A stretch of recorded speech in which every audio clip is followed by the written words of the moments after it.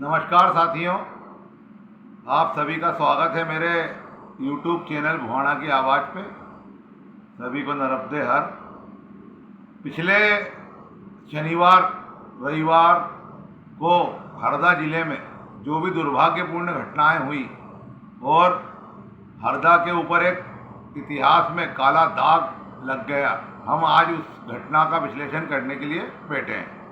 ये जो घटना हरदा में रविवार और शनिवार को हुई, इस घटना के मूल में सबसे बड़ी बात एक हीरे की खरीदी है। एक किसी व्यक्ति ने किन्हीं व्यक्तियों से हीरा खरीदा। उस व्यक्ति का आरोप है कि उन्होंने उसको नकली हीरा दिया और जब उनने बोला कि ये हीरा नकली है तो वो जो 20-22 लाख रुपए का वो व्यक्ति बोल रहा है कि मैंने पेमेंट करा था, वो उस पेमेंट को वो वापस देने के लिए दबाव उन पर पहले बनाया। उनके द्वारा जब दबाव बनाने पर पैसे नहीं दिए गए तो उसने पुलिस में शिकायत करी। अभी पिछले दिनों इस शनिवार को उस आरोपी को पुलिस ने गिरफ्तार कर लिया। अब वो हीरा 22 लाख का है कि 2 लाख का है, इस मामले में हमको नहीं पढ़ना, ये पुलिस जांच का विषय है। लेकिन जब ये आरोपी को पुलिस गिरफ्तार करके संवैधानिक तरीके से जो भी भारत का एक सिस्टम बना हुआ है उसके हिसाब से गिरफ्तार करके ले जा रही थी, तब करणी सेना परिवार नामक एक संगठन है हरदा जिले में, और मैं उस संगठन में जातिवादी संगठनों का तो समर्थक नहीं हूँ, परंतु ये जो करणी परिवार संगठन है जिसके जिला अध्यक्ष श्री सुनील जी राजपूत हैं, ये जब से ये संगठन बना है हरदा जिले में दबे कुचले पिछड़े लोग जितने भी लोग हैं, चाहे वो किसी भी समाज के हो, हालांकि ये संगठन राजपूत समाज के लोगों की अधिकता है, पर इस संगठन के का कहना यह है कि हम 36 कौम का संगठन है। और वास्तव में जब से सुनील भाई ने इसकी कमान संभाली है, उनके द्वारा सभी दबे कुचले पीड़ित लोगों को बिना जाति देखे लोगों की ये आवाज़ उठाते हैं, प्रशासन से भिड़ते हैं और जो जायज़ चीज़ें हैं उनके लिए ये लड़ाई लड़ते हैं।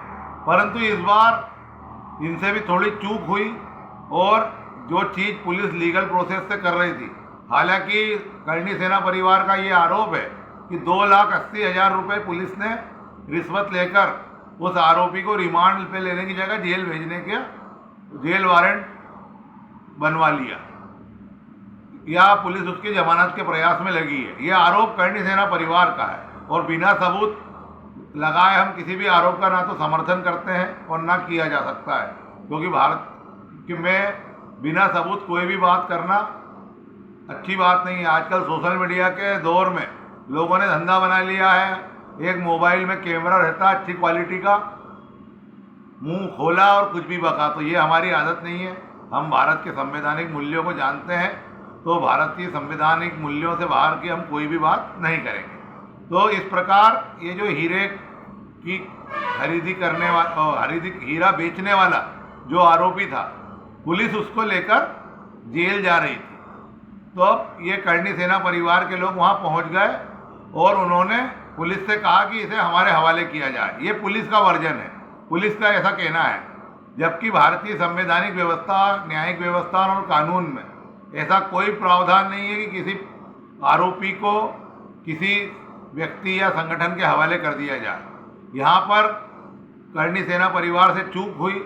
अगर उन्हें इस आरोपी के खिलाफ कुछ एक्शन लेना था तो इनको अपना वकील खड़ा करना था कायदे से, और उस वकील के द्वारा पुलिस रिमांड की मांग की जाती तो पुलिस को रिमांड मिलती, या जो भी करणी सेना परिवार का पक्ष था वो वकील कोर्ट में रखता।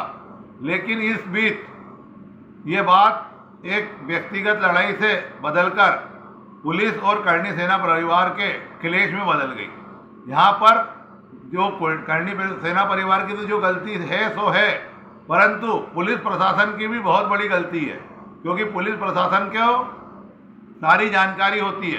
पुलिस प्रशासन देख चुका है कई बार, करणी सेना परिवार चक्का जाम कर चुकी है, इनके पास अच्छा संख्या बल है और अच्छे लोगों का इनको समर्थन है। लगभग हरदा जिले के 70-60-65% लोग इनके समर्थन में है।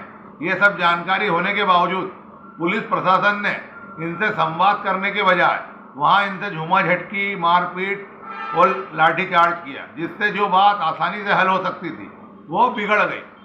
करणी सेना परिवार के जिलाध्यक्ष श्री सुनील सिंह जी राजपूत को पुलिस के द्वारा गिरफ्तार कर लिया गया। उनके साथ एक अपराधी की तरह व्यवहार किया गया। यहाँ से मामला बिगड़ गया और करणी सेना परिवार, जिसके काफ़ी समर्थक हैं, उन्होंने चक्का जाम कर दिया। चक्का जाम करते ही अफरा तफरी मच गई और प्रशासन के हाथ पांव खुल गए। रात्रि में एसडीओपी मैडम श्रीमती अर्चना शर्मा जी के द्वारा ये कहा गया कि रात का समय हो रहा है, हम अभी कोर्ट नहीं खुलवा सकते, अब जो भी होगा सुबह होगा। सुबह भी चक्का जाम, सुबह 10 बज गए, चक्का जाम जारी रहा। पुलिस के द्वारा कोई इस मामले में कार्रवाई नहीं की गई, सुनील जी को रिहा नहीं किया गया, मामला बढ़ता गया।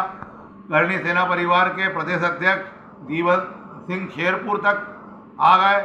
वो जैसे ही गाड़ी से उतरे, पुलिस ने उनसे मारपीट करना शुरू कर दी।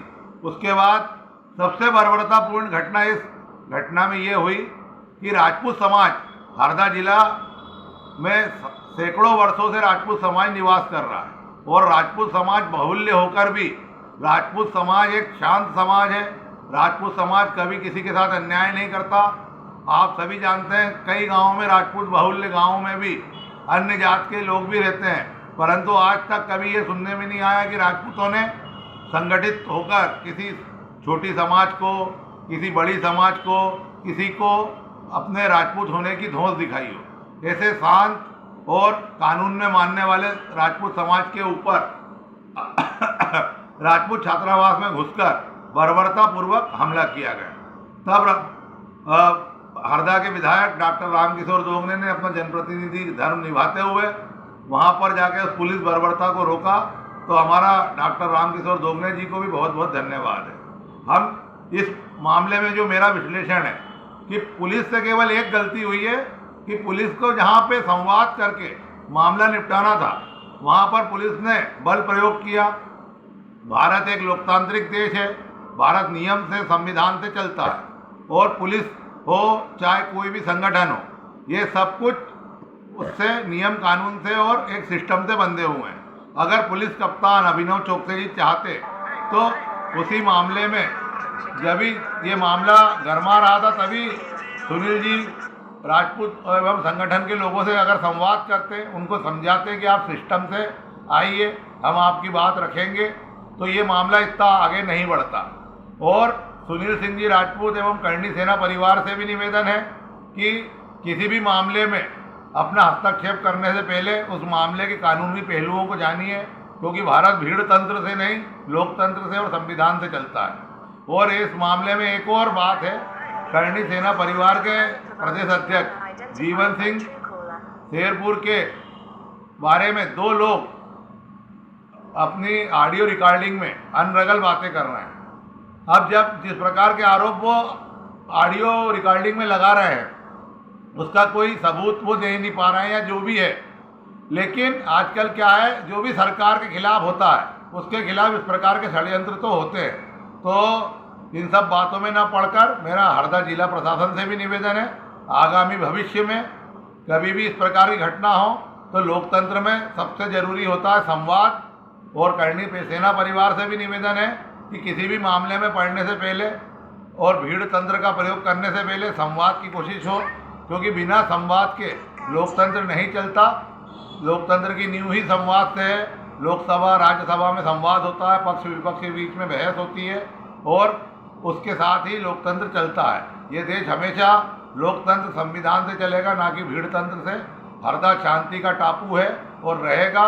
इसके ऊपर ये जो बदनुमा दाग लगा है, इसके जो भी आरोपी है उन पर कार्रवाई होना चाहिए। हरदा पुलिस प्रशासन से भी निवेदन है कि आगे से कभी ऐसी घटना हो तो उसे शांतिपूर्ण ढंग से निपटाने की कोशिश करें। और सभी से निवेदन है कि जिनको मेरी बात अच्छी लगी वो मेरा वीडियो शेयर करें, मेरे चैनल भुवाणा की आवाज़ को सब्सक्राइब करें, और अगर आपको मेरी बात पसंद नहीं आई हो तो कमेंट करें और अपने विचार व्यक्त करें। धन्यवाद।